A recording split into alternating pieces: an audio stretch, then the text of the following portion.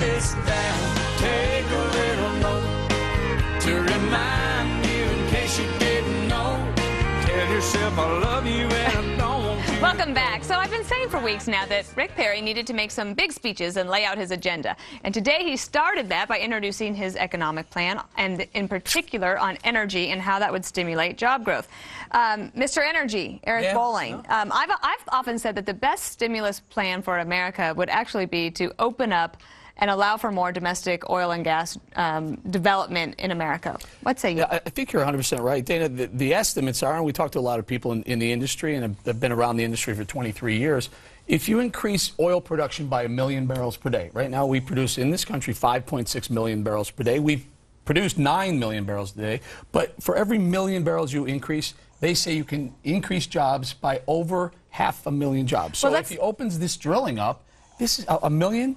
You could easily produce 1 million jobs. We actually have the sound from it from this morning. Can I do that and then come to you? No, okay. Would that be all right? Okay. Yeah, this will be really exciting, everybody. Watch and listen to this. The plan that I present this morning, energizing American jobs and security, will kickstart the economic growth of this country and create 1.2 million jobs. My plan is based on this simple premise. Make what Americans buy. Buy what Americans make and sell it to the world. We're standing on top of the next American economic boom, and it's the energy underneath this country. All right, Greg, you wanted to say something? Did you understand that, Greg? I suddenly lost interest. No, here's the thing. This is really, really interesting in the sense that this is what the left was always saying about alternative energy. Remember, Van Jones said that, like, solar power would create jobs and create fuel. But the fact is, the answer, the funny thing is, drilling is actually Solyndra. This is exactly what Solyndra was supposed to be. You look at North Dakota. There are thousands and thousands of jobs there. They've helped diminish our dependence on foreign oil drastically. I mean, it's jobs and it's fuel. Yeah, North Dakota has actually been one of the ones that has been able to move forward. They have a 3.4% unemployment rate. Yeah. If you're looking, you might want to consider up there because they've got. They do, but one of the things that Rick Perry talked about today as well is taking some of those burdensome regulations and taking them off of that, because, and I believe this, that America's oil and gas companies, they're Americans too. They want to protect the environment as best as they possibly can. And you know what? We can do that better here than they can overseas. Why don't you believe that? You would rather do it in China? I'm sorry. I just look at too many hilltops that have been ripped apart in West Virginia to blah, blah. Okay, that's coal. That's coal. That's coal, not saw oil them and from gas. a plane, right? Wait a second. Let me say this about Perry. He didn't even give an important policy speech, and he went to the right area, which is something he knows something about, energy, and that was a big job generator in Texas. I think it was the right thing to do. I don't know who advanced that baby, but why does advancement always have to put big rolls of steel behind people? I mean, and nobody really knows what they are except me, and then the advanced band, you can see the alternative is Obama standing in a Solyndra power plant with a solar power plant thing that doesn't work. Or fake doctor's coats. You believe this, and obviously Greg does, that we're somehow going to drill ourselves out of this mess. Yes. We are not going to drill ourselves out of it. There's not enough dinosaur dung left under the water, under the ground to do it. He wants to drill every place except for the Everglades. Bob, this is ground we've gone over before, and I want to go. I want to go to Andrea on something else, which is that one of the things that when you run for president, then your family ends up running with you. And Anita Perry, who is Governor Perry's wife, had something to say today about how tough the campaign has been so far. We're being brutalized by our opponents in our own party. So much of that is, I think they look at him because of his faith. Anita. So Anita Perry saying that his faith is something, and something that is causing them to be criticized, but then there's really not a lot of evidence about that. But I guess I would imagine that they just feel under the gun and besieged, but that's what you're going to get, right? Welcome to presidential politics, Anita. Unfortunately, you'd think that she would know this, I guess, running in Texas.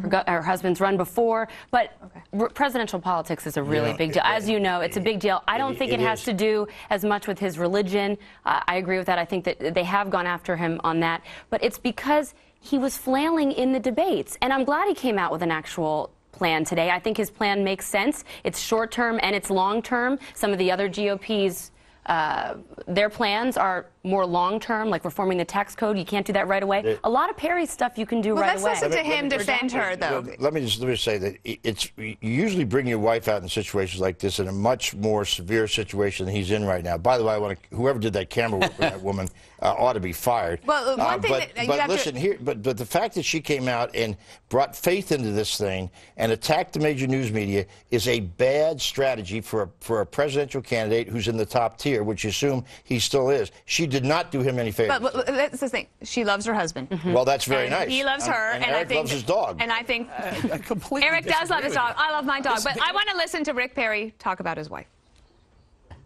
I'll stand by my wife. I think she's right on both cases. My understanding is that she said, I'm the most conservative candidate in the race, and he's a Christian. So I haven't got anything I can add to that. She's hit me on my mark both times there.